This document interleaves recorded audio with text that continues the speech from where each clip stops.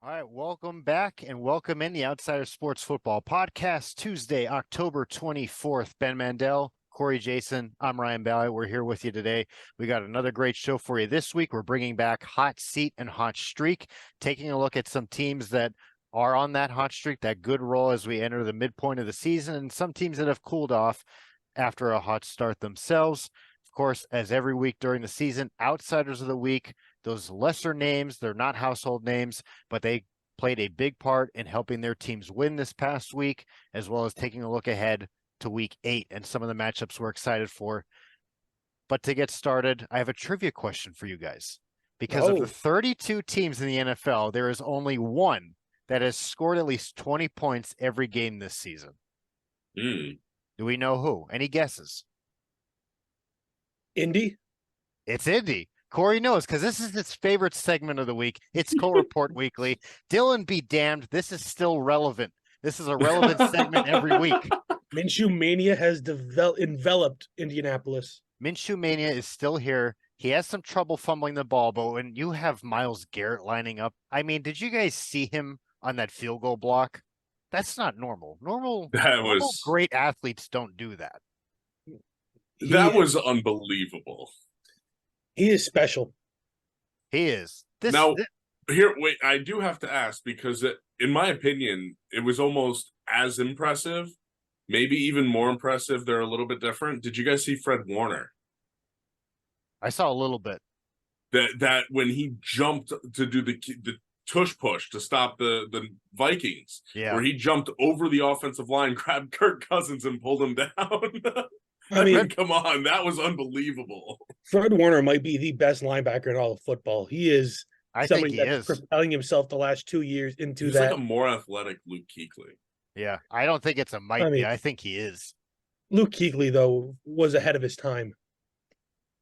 Kuechly was special. And speaking of special, this is a special Cole Report Weekly because we're not just talking about the Colts. We're talking about the league as a whole. Because listen, the Colts lost this week. When they lose, I understand. I don't make excuses, but there was very questionable calls at the end of this game that wiped out a Colts defensive takeaway of PJ Walker, gave them a chance. I mean, Amari Cooper probably should have been called offensive pass interference, but it was illegal contact on one of our defensive backs. Then a pass interference call that, if you guys saw it, this was a ball so far out of bounds that the announced team said Megatron couldn't catch it. And I don't even know if they meant Calvin Johnson or the actual Transformer Megatron. And I looked at it and thought Victor Wembanyama wasn't going to get a hand on that. And Michael Jordan in Space Jam wasn't going to get a hand on that. So, I mean, uncatchable. No, it's an official rule, right? Uncatchable is a ruling they could make. I'm gonna say I texted this to Corey. It's what you get for wearing those ugly black helmets. But black that was a text in response to what? What did I say to you? Well, no, I mean, look, Corey said the Colts got hosed. And look, we know the Colts did get hosed, and I just still cannot get past. Black is not a color in your uniform. The black and blue don't match. No, they don't match. It's stupid. It shouldn't be. It doesn't work. Black and blue don't match. I'm not a fan. Black helmets shouldn't be. They should have had black pants with it. These black jerseys, helmets, I definitely grew on them since they first revealed them. Seeing them black helmets, no. Well, what do you think the Colts should do for their color rush alternate type uniforms? Like, what would you determine to be the best? Like, what type of look? Are you asking me or Ryan? Yes, because it's Ryan's team, but listen, I'm the one with the criticism. When the color rush really first came out, all we did was get blue pants. Nothing else was different. Well, I mean, and if you think about it for the Giants' standpoint, their aways were white and red with the gray pants. They went to throwback whites and just all whites for their color rush. So it's not like a lot of teams do numbers this. With a red outline look sick. No, look, I love the Giants. The most recent Giants jersey I bought was the Saquon color rush. So I get it. I like the Giants color rush, but it's not like a lot of teams do anything too crazy for it. I mean, in all honesty, I think a snow white look for the Colts with some like metallic blue would look so tough. What if? I think it would too. Hear me I think out. we're getting off track. But no, this has to do with Culture Report Weekly because it's the Colts. For their helmets, they develop it into the shape of a Colt's head, like the horse. Revolutionized football. Now we're really getting off track. We are so far off track. But just imagine how sick that would be. Like they're actually running out there. They're stallions. They're Colts. They are. Let's just have them all suit up in the blue mascot uniform. And maybe we'll edit this so it just like cuts, like you have like that ripple, and then it's like, all right, welcome into the Outsider Sports. This is exclusive for the YouTube crew that they get to watch all of this. All right, but the original idea for this was the Colts were the only team that got shafted. I believe the Rams did as well because the Kenny Pickett spot that was generous.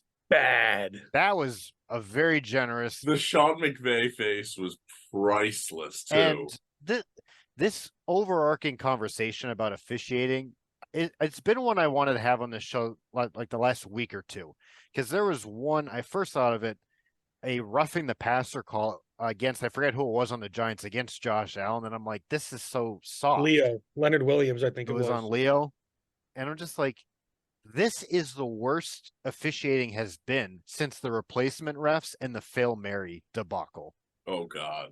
That was bad, but it seems like every week there is a game decided or there's just an unquestionably bad call. And Sunday night football, Eagles, Dolphins. How do the Eagles not get any penalties called against them while the Dolphins get 10? Yeah. And not to mention the fact you had that one blatant call that they missed on the pass interference. I know it didn't matter because the next player or so was the pick six, but I mean, come on. It's one thing to miss a call like holding in the offensive line like that.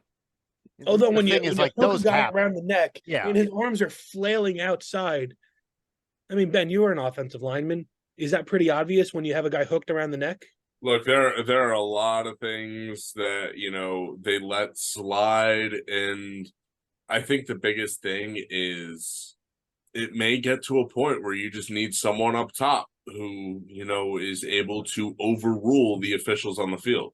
It's the only solution because at this point, you're just going to keep getting it. And at least it's not as bad as baseball, where I feel like in baseball, the umpires are so stubborn and ignorant that they don't want to change. Like, I do feel like the NFL officials, at least to their extent, are trying to call the game to the book, unlike umpires in baseball who are like, no, my strike zone is my strike zone. Angel Hernandez. Exactly. And CB Buckner's right up there as well. But when you're talking about NFL officials, it is such a hard thing to do. The only way for it to be perfected is to just get someone up top who can overrule them. Yeah, we saw some of these other, like the spring leagues, AAF, rest in peace. We were big fans of the AAF back in the day. The XFL, I believe, do that, the Sky Judge. And I think that combined with, I'm not familiar with this, but to my knowledge, referees don't receive like discipline. They don't receive fines for this sort of thing. Like if a player or a coach is they should have to do press conferences as well. Exactly. They are held accountable. They are replaced with people who I believe they do private talks with journalists after the game. Because I remember, I think it was the Giants-Bills game. They were asked about it, and they said, yeah, it was a no call. It was good. We don't think there was enough contact. Like they said after the game to the journalists, to the reporters. They do it in private. They should do it in public and be held accountable. They should do it in public, and they should have to stare down the replay and then tell me, do you believe that, are you sticking with your call now? And they should do it locked in those wooden things while we throw tomatoes at them. Well, and no, because at the end of the day, you know what the NBA does with their final 6-minute report or whatever, or 2-minute report, whatever the hell it is, where they basically come out and say they review all the calls and non-calls in the final whatever minutes of the game, and if a call was made that shouldn't have been, or vice versa, the league comes out and says this was incorrect. The officials in the NBA are held accountable. Now, it hasn't necessarily made the officiating better for them, but again, I think it's the one that gets the least amount of complaining. But also, you had the NBA have a guy get caught for, fixing games a little bit. They're the only league I believe that had that happen with an official. Officially, you're gonna Only tell one me that's that there had was him not caught. with the Black Sox scandal, there was not a single umpire who bet on baseball. Come on. I said caught unofficially. That's unofficial. Exactly, but it's probably That happened in also happened baseball. in 1919 or whatever, not 2008. Yeah, that's fair. Either way. But Ben, I think you're right. A sky judge is a great step that the Yeah. league should take. Accountability, consistency across the board. These different officiating crews should be shown and taught. All penalties should be booth reviewed, or all non-penalties can be booth reviewed. Either that, or I think we just need to get Luke Madrowski on every single game because he seems to have the right call in the moment every single time. Shout out Luke. He is never wrong. He does not miss. No, he was infuriating to watch football with, man. I would say something, you'd be like, no, it's not right. And then 5 minutes later, I'm proven wrong. See, I liked watching it with him because then you guys would get in that fights and I would be further entertained by it by not picking a side. Well, let's get into Never got him. hot seat versus hot streak. All right, we're going to start the hot seat. And I have a team that started 5-0. I have San Francisco, the 49ers. They were 5-0. They lose in week 6 to the Cleveland Browns. Then they back it up with a loss to the Minnesota Vikings. And it was interesting to see the parallels. San Francisco and Philadelphia, both 5-0. Both lose to plucky AFC teams with great defenses. The Eagles lost to the Jets. Both come back in week 7, primetime games. You could argue that San Francisco had the better assignment going into Minnesota, a weaker Vikings team, no Justin Jefferson. Meanwhile, Philadelphia had to host Miami. Explosive offense. We know what Miami is all about so far this season. Philadelphia controlled their game with relative ease. It wasn't perfect by no stretch, but they escaped with a win. San Francisco, meanwhile, drops another one. And now the questions are starting to kind of surface with how much can Brock Purdy carry on his own shoulders? Obviously, we've had that discussion before. None of us are saying he's elite.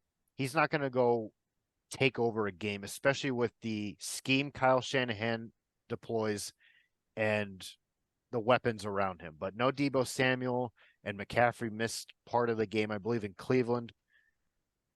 Probably playing through an injury. Has a slight oblique tear. Yeah, exactly. So he's not 100%.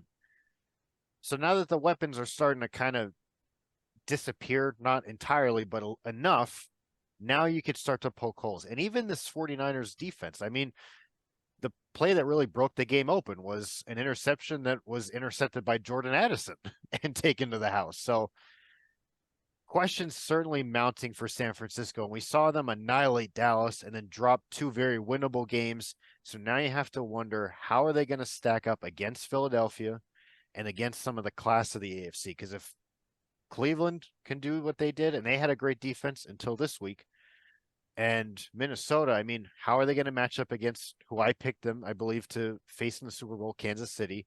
Baltimore's playing great football. And like I said, Philly and maybe even, Detroit got embarrassed this week, but you can't yet discount them.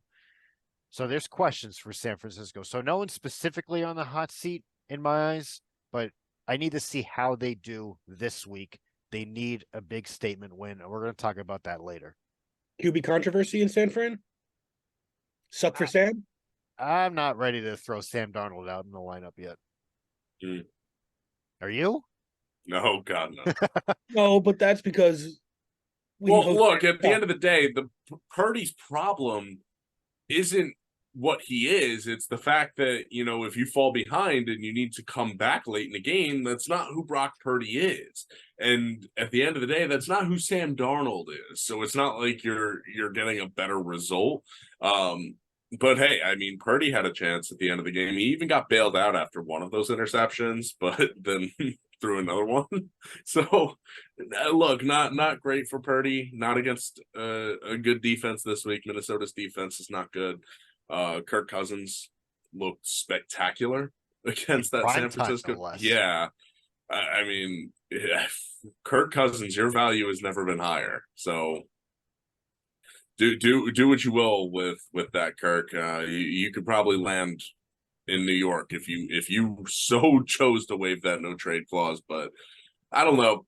I think for me though, my hot seat I'm going in a bit of a different direction, but still, I think, it's a team that a lot of people were praising early on, especially after the first week. It's the Packers and Jordan Love. Matt LaFleur was visibly frustrated after the Packers' most recent loss. And look, this is losses against two bad teams and bad defenses for them, with the Raiders and then with the Broncos. So LaFleur is clearly frustrated. Jordan Love, this is year 4. It is very easy to forget that this is year 4 for Jordan Love. So what has he been doing the last 4 years? I understand he hasn't been getting reps, but he should be more ready than this. Outside of a good game against Chicago and a decent half against the Saints, Jordan Love has not looked good, and really, he's on the hot seat because the Packers, they may be moving on, and they may be regretting letting Aaron Rodgers go, and moving on with Jordan Love, because he certainly does not look like he is it. They must have picked up his 5th-year option, right? Didn't they trade back into the first round for him? No, I believe he has a 5th-year option, but this is still year 4 for Jordan Love. Right, so, but they would have had to. I believe they have him for another year. Yeah. So let's see. That means if they do have him for another year, that means they're going to at least run it back again next year and hope for the best and see what happens. I don't think you can try him out for 1 year, dump him off, and do whatever. It's very rare that happens, and really only to Josh Rosen, who deserved it. But I don't know. The Packers and Jordan Love, they probably should have kept Aaron Rodgers. That might have been the best thing for that franchise, not make, one of the greatest of all time hate you. But, who am I to say? It worked out with Brett Favre, right? For me, though, my hot seat is another team with a winning record, the 4-2 Browns. And the reason I put them on the hot seat is, well, they're winning games, but they're winning games in spite of the $200+ million guaranteed quarterback and massage table enthusiast Deshaun Watson, who really shouldn't be in the NFL, in my opinion. But he's actively making them a worse team. He doesn't want to be out there. He doesn't want to play. He got hurt, was told he was fine. Then he said, nah, I'm good. PJ Walker goes out there, dominates, and brings the Browns on a come-from-behind victory over the, I'm not going to even say it. But the Browns are a better team with the XFL legend quarterback, PJ Walker. They're on the hot seat because they traded so many assets and gave such a big contract to a guy that doesn't even want to compete, a guy that isn't able to compete, a bottom half of the league quarterback, might not even be a top 32 quarterback if you really think about it, because he's actively hurting his team, hurting their chances to win. I'm curious what you guys think, because Deshaun Watson and the whole Browns front office, I think, have to be on the hot seat despite a good start, because that decision is really making you think and really hurts their chances to build something better for the future. Yeah, I would have preferred that Deshaun Watson not get hurt and stay in that entire game, because aside from the Jerome Ford breakaway score to get started, that was not inspiring football from Watson in that little bit of time, or really what we've seen throughout the rest of the season with him in there. Yeah, no, look, Deshaun Watson has not been good as of late. Now, allegedly, the reason he sat out was they were examining him for a concussion. That's why he was pulled. But apparently Stefanski said that he was the one who decided to keep Watson out with the shoulder because he wanted to make sure he was okay. Stefanski has come out in support of Watson still. He has said that, he's still our guy.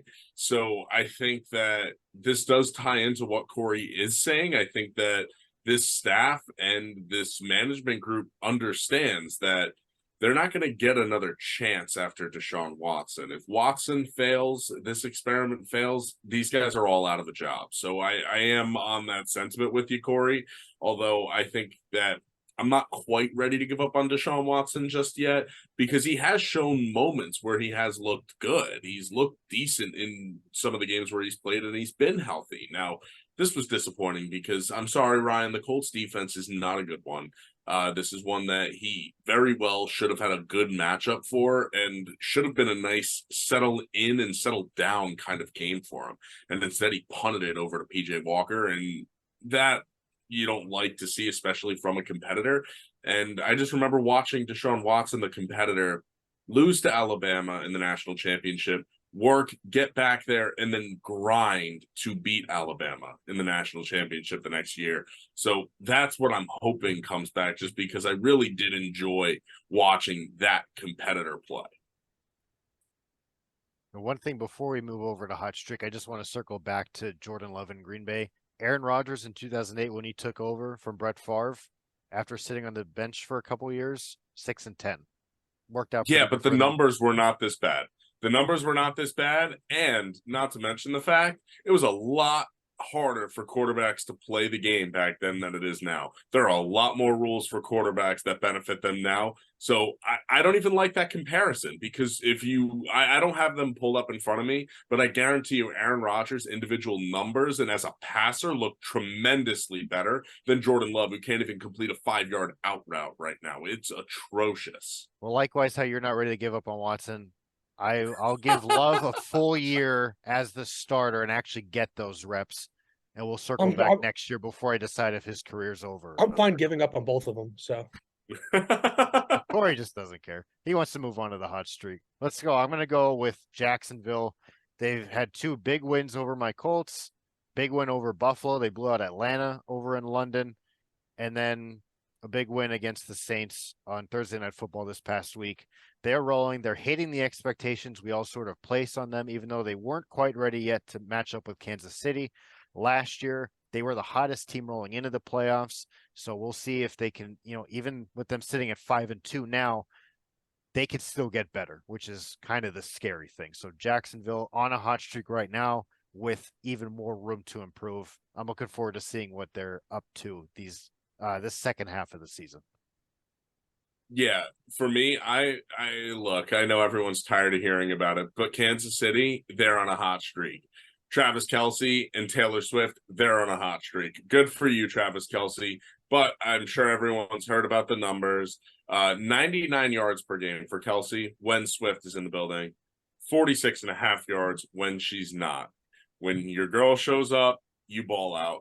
So Micah Parsons said it is true. They are rolling, they're on a hot streak, but I do want to give an honorable mention to Adam Thielen, right? This is someone who no one expected to have any kind of season this year. He was someone who's just going to provide veteran depth for the Carolina receiving corps. Instead, he's Bryce Young's only reliable target there. And, hey, he's someone who is on a nice little hot streak right now. Adam Thielen, keep trying to carry my fantasy team. I appreciate it. Yeah, the Panthers might win some games, though, if they decide to start using Jonathan Mingo like they should. 0-6, they're not a team that's on a hot streak, so I'm going to avoid them like the plague.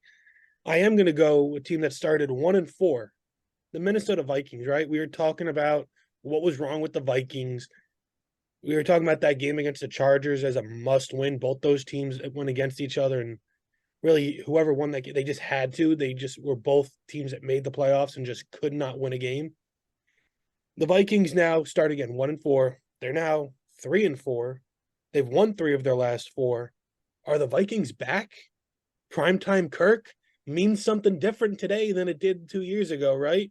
2 days ago. Kirko is there. You see that top 10 chain he was wearing? He is a top 10 guy. Look at the Vikings' remaining schedule.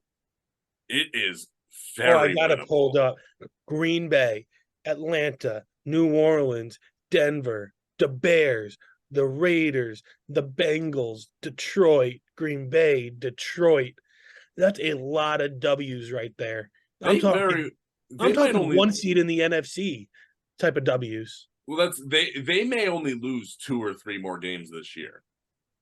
I mean, the Vikings, they very well could go on a run, and that's why. I mean, Kirk Cousins may not want to go anywhere, because who knows? Maybe they do go out and make a run at this thing. He's not out for the year. Exactly. He's back for this stretch. Look for him to come back right after that Week 13 bye. Exactly, and Addison's going to continue developing, and with him being the number one wide receiver, the Vikings are going to be dangerous, and all of a sudden they may have an offense that can go out there and score 40 points a game when you have a healthy Justin Jefferson and Jordan Addison on the field. They just need to figure out that run game. Madison isn't it. Akers isn't it. So if they can figure that out, they could be a force. Yeah, they might look to add a running back piece before the trade deadline. That's next week. That's next Tuesday, the trade deadline. I think we'll be recording our show next week after that already passed. So I'm sure we'll give our reactions to any big moves that may or may not happen in that time frame. But to outsiders or sellers, come on, let me hear it. They got to be buyers. Everyone thought we were going to win 3 games this year. We already hit that. Last person to say that Bears fan last year.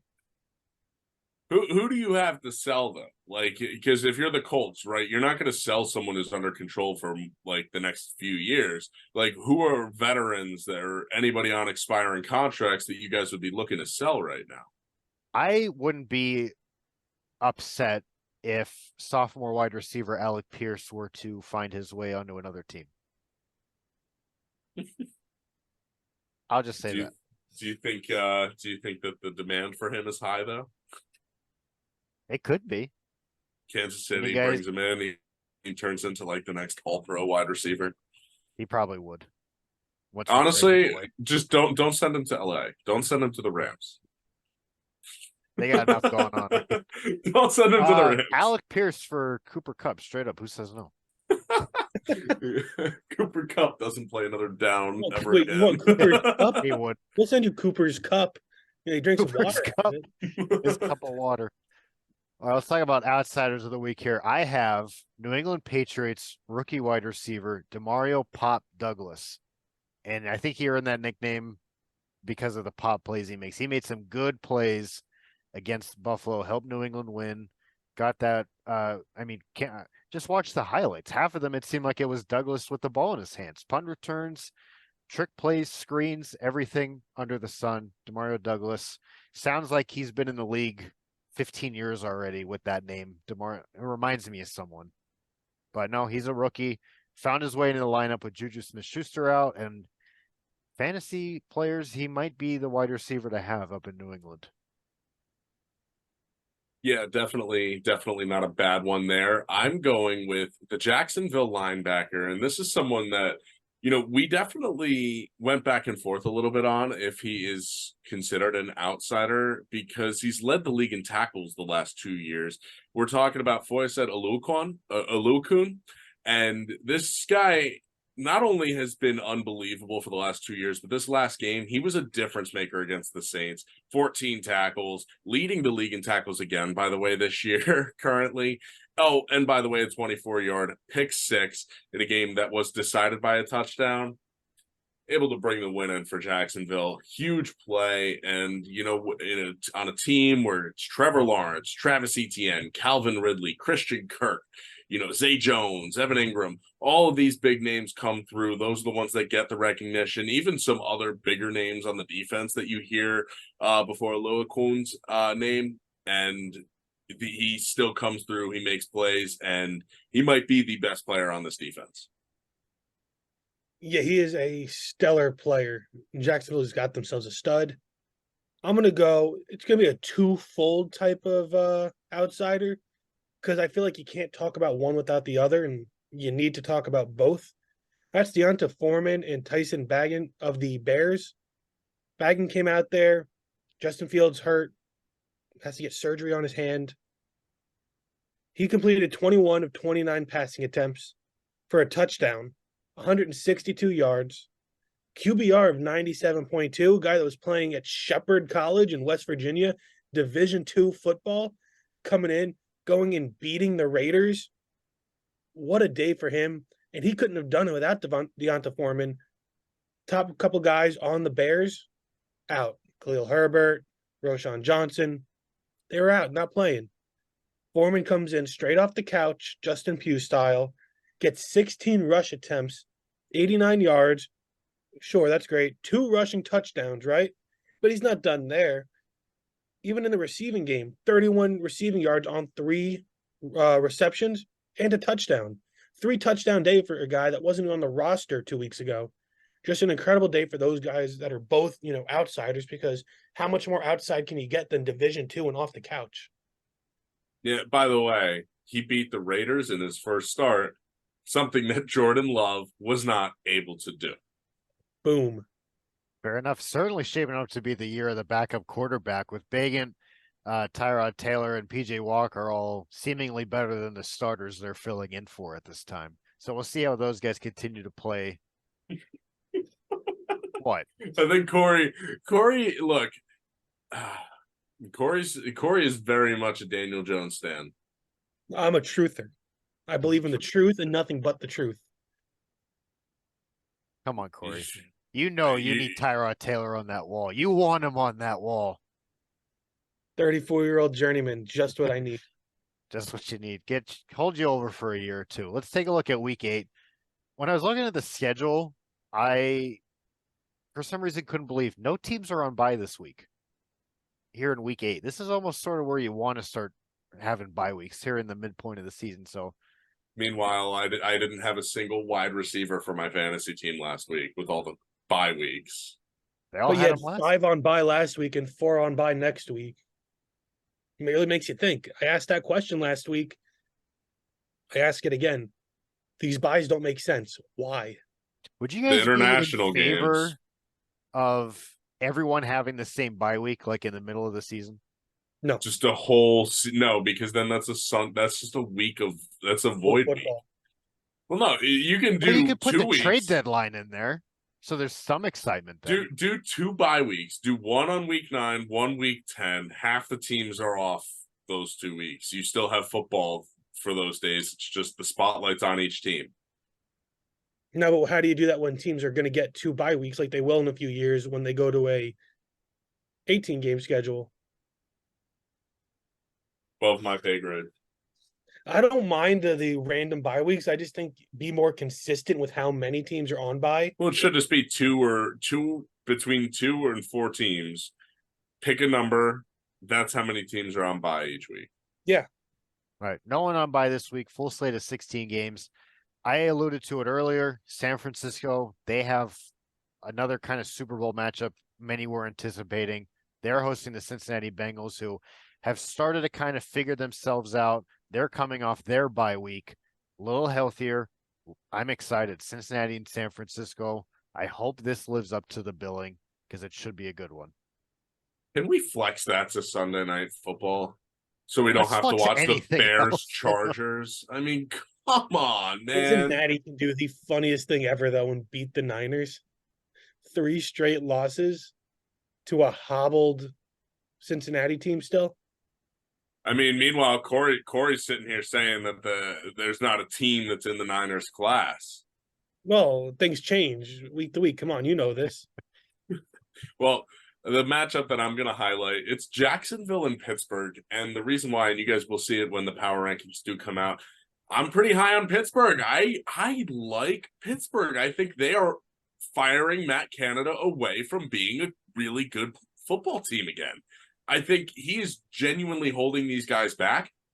Kenny Pickett is surprisingly a very good fourth quarter quarterback. And bad quarterbacks are not good in the fourth quarter. I think Kenny Pickett is able to overcome his bad offensive coordinator in the fourth quarter, and that is why he's able to come away with some wins. You give this guy a legit offensive mind, and I think the Pittsburgh Steelers are dangerous. Dangerous. You know what, Ben? I do want to make one more remark on that San Fran comment. San Fran is classless like the rest of the NFL. That is where we've determined that no team is good. But I'm going with the New York game of the week.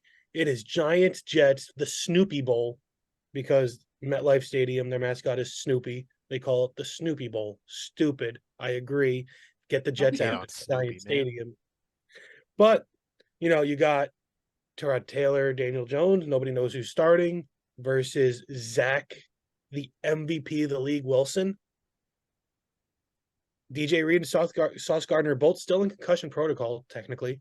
I expect them to be activated and ready, but they had a bye and are still in protocol. That's a little concerning, even with Sauce saying that he feels great. Andrew Thomas coming back on the Giants side of the ball. JMS, possibly too. Offensive line gelling, possibly getting to be slightly below average instead of absolutely putrid. These are things we look for when we want to see a team win. Both teams need it. Jets are 3-3. I'm going to tell you right now, we are going to see 10 sacks between both teams in this game. Yes, and the Jets' offensive line is decimated with the both of these offensive lines are going to be brutal. You saw the way the Giants' defensive line feasted against Washington, whose offensive line is also not good. But that's what happens when you don't double team Dexter Lawrence. Well, that's fair. He completely wrecked the game. Banks are closed on Sunday. But it's going to be a really interesting game. I think whoever gets to 10 points first wins, because I don't think you're going to get much more than 10 or 13 points.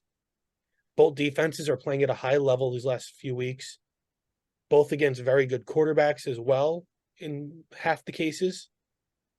But for Ryan's case, Sam Howell is good. So we gotta keep him upright, man. Most sacked quarterback in the league. Yeah, it's his fault too. He runs into half of them. He is not good, man. He missed Sam Howell or Jordan Love? Both. Yes. Although I would rather have Howell than Love, I think, at this point. Well, guys, I do have one thing I have to bring up. And I'm sorry to Dylan because he's not on. The Kelly Green jerseys.